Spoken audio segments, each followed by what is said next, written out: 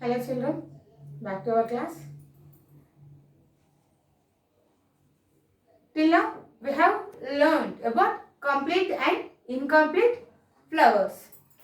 Means the flowers which have all the four O's, that is stamen, pistil, sepals, that is calyx and corolla.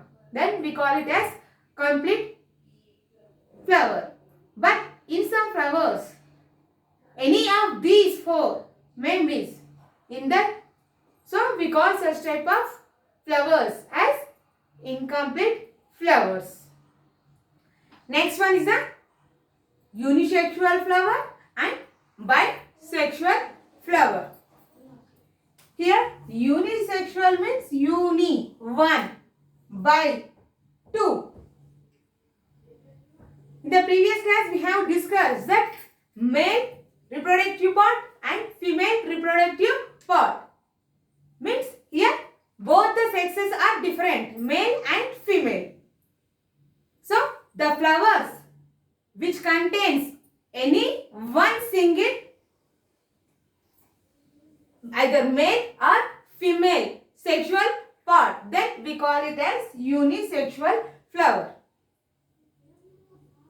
The male part is the stamen, whereas the female part is the pistil. That is the gynoecium, androecium and gynoecium. In unisexual flower, the flower may contain either gynoecium or androecium. Male reproductive part or female reproductive part. Example for that one is betel gourd and bottle gourd. Got the point? Uni means one. Means the flower which consisting of one sexual part, and that is maybe either a male or female.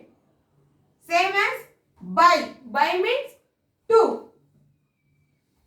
Here the flower which consisting of both the sexes sexual parts, that is unisexual, that is pistil and also stamen, that is androecium or gynoecium.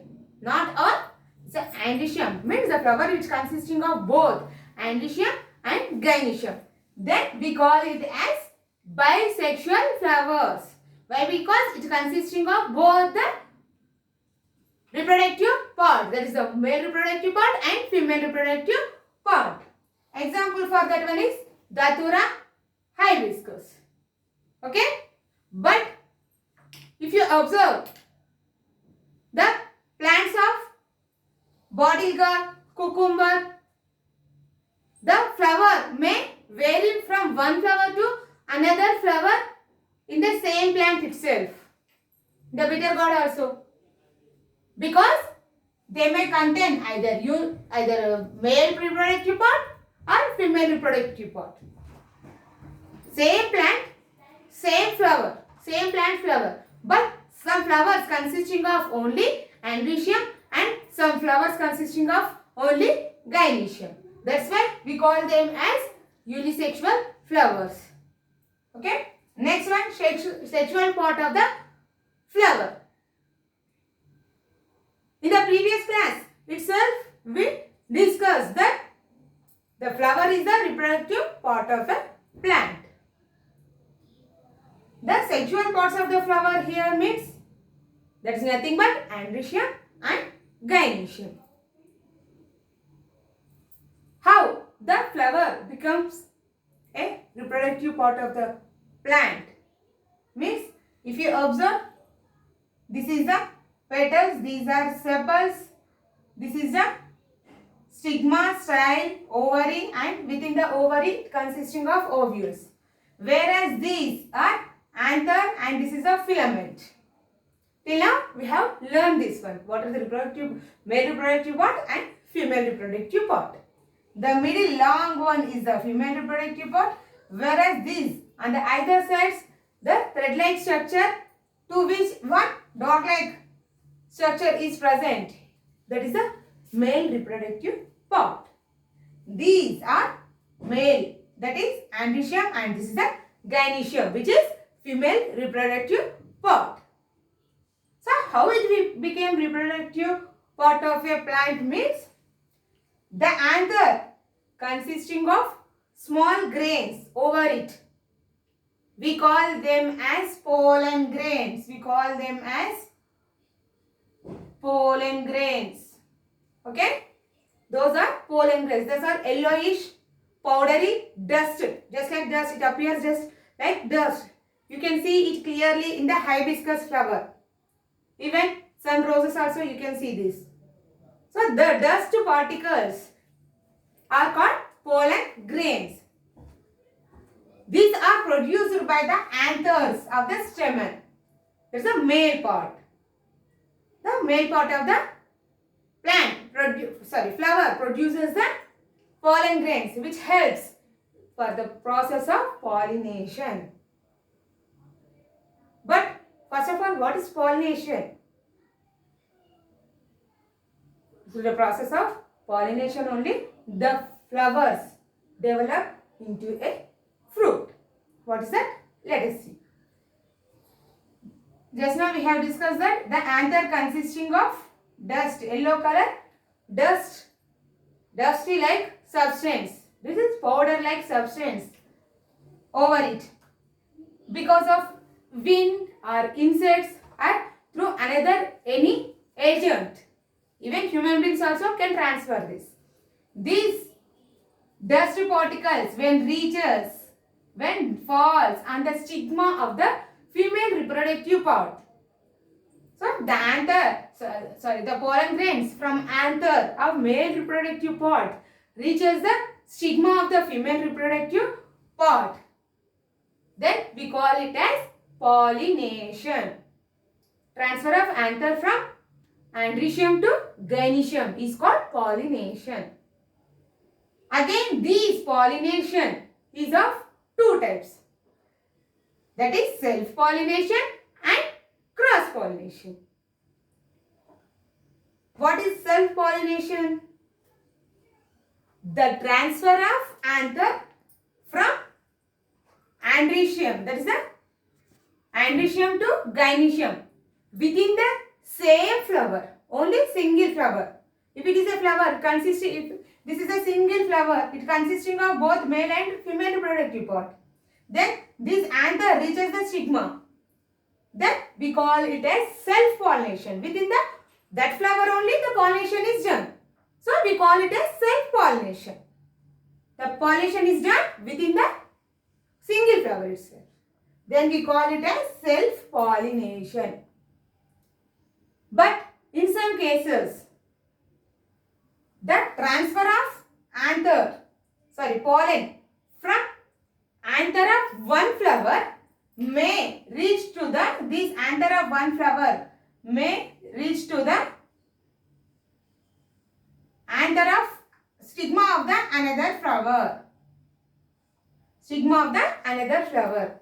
Here, this is within the same flower, we call it as self-pollination.